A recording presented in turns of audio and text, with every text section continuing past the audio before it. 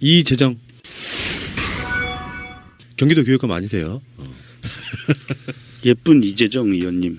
왜 실검에 올랐냐면은 이재정 의원이 지금 새누리당 국회의원들이 국회에서 표창원 의원 의원직 사퇴하라고 시위하고 있습니다. 근데 그 시위하고 있는 자리에 사진이 가끔씩 찍혀요. 당사자인 표창원 의원 지나가기도 하고. 근데 이재정 의원이 지나가다가 박근혜나 사퇴하라고 하세요 라고 큰 소리를 하고 지나갔다는 거예요. 그게 굉장히 화제가 됐습니다. 이재정은 저번에 그 황교안하고 대정부 질문할 때 네. 어방끈 그리고 황교안을 어이없게 만들었던. 그건 진짜 떡순이에요 보면은. 네, 정말 이게 그래요. 뭐 변호사여서 그런 건지도 모르겠지만 말빨 하나 끝내주고. 아니 변호사 중에 이렇게 똘똘하고 야무지신 분들도 있는데 어떤 사람들은 왜 그렇게 어리버리해요? 박근혜 닮아가는 사람들은. 변호사인데 네. 뭐 그거 천차만별일 테니까. 아 참. 이재정 의원님이 재밌는 게 그 생강님의 트윗인데요.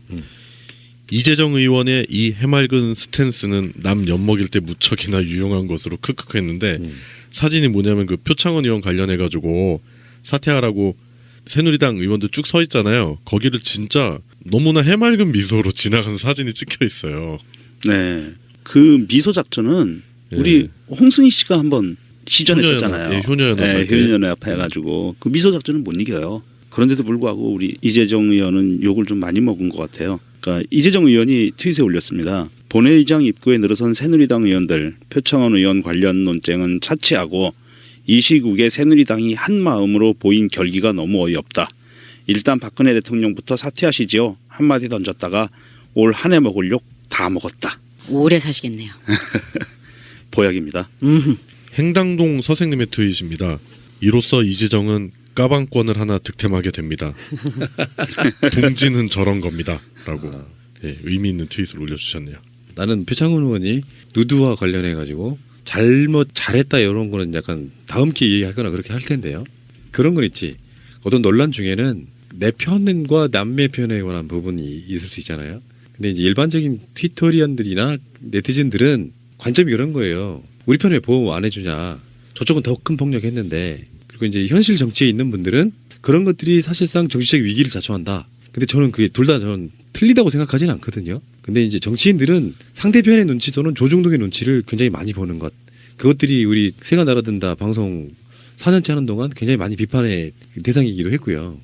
그래서 결기 있게 조중동 눈치 안 보고 하고 싶은 말 하는 사람들이 인기를 얻었던 측면이고요. 이를테면 이재정은 여자 정청래 발견이라고나 할까요? 눈치 안 보고 시원하게 확 지르는 그런 면이 있어요. 근데 이런 측면이 있어요. 정치인들하고 이렇게 같이 방송을 해보니까 제가 느낀 건데 정치에는 뭐 아니면 도가 아니더라고. 그러니까 한 당에는 그런 국회의원과 저런 국회의원이 공존해야 되는 것이 맞습니다. 반대로 이야기해 볼까요? 지금 더불어민주당의 문재인, 이재명, 안희정, 뭐 김부겸 이렇게 주자로 있잖아요. 이런 사람들이 그 캐릭터로 존재하는 게 맞다는 거예요. 그러니까 이재명이 문재인 같았으면 그만큼 튀쳐 올라왔겠어요? 아예 대선 후보에도 없겠지? 그렇죠. 그러니까 이재명은 그 역할을 하는 게 맞아요. 맞습니다. 그리고 문재인은 계속해서 1위를 달리고 있는데 또 절대적인 그 라이벌이었던 사람 한때는 막 추월도 당했던 반기문도 지금 나가고 없지만 문재인 입장에서 이재명처럼 못해요. 하면 안 되죠. 그 이유가 되게 간단한 거예요. 가장 선두주자인 사람이 보수 쪽과 나를 확 세워버린다거나 그쪽이 던진 안보 프레임에 미끼를 투척했는데 확 물어버린다거나 하면은 박근혜 지지율이 그 빠져있는 상태에서도 대안으로 될 수 있는 상대편 당이나 후보의 지지율이 확 올라가는 측면이 있거든요. 그러니까 그 정당에는 그러한 후보들이 같이 어우러져 있으면서 그 정당의 지지율을 끌어가는 거잖아요. 국회의원들도 마찬가지라는 얘기예요. 표창원 의원 같은 사람이 있으면 정반대에 우리가 보기에는 좀 굉장히 보수적이어서 말도 안 먹힐 것 같은 그런 국회의원도 있는 것이 어쩌면 정상이고 이재정 같은 사람이 있으면 그 반대에 있는 다른 정치인도 있는 거라고 저는 보는 거라서 그래야 어떤 화머니가 만들어진다는 거죠. 방송을 하는데 나랑 똑같은 캐릭터가 4명이면 재밌겠습니까? 유명종 같은 캐릭터가 4명이면 재밌겠어요? 황진미 같은 캐릭터가 4명이면 재밌겠어요? 그런 것처럼 이렇게 약간 조화로운 가운데 뭔가 만들어지는 것이 좀 필요하다고 생각이 들고요. 그런데 문제는 이제 내부적으로 그런 거죠. 아까 말한 그 지점에 저 사람은 저렇게 왜 이렇게 튀지?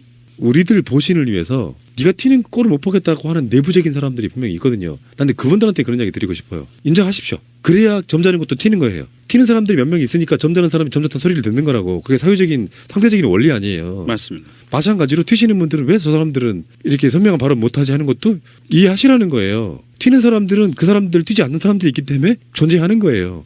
세상 원리는 그런 거라고 나는 그렇게 봐요.